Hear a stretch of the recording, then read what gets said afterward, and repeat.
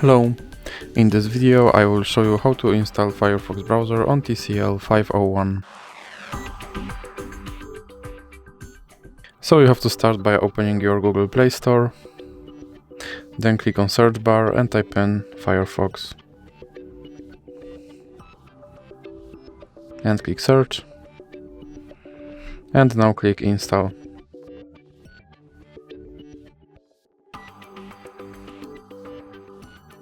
Now you can click open,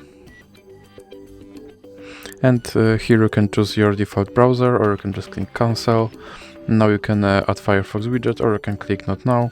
Here you can sign in, or you can click not now again, and now you can turn on notifications, or you can click not now. And your Firefox browser is now installed and is ready to use. So that's it for this video. If you liked it, please remember to leave a like and subscribe.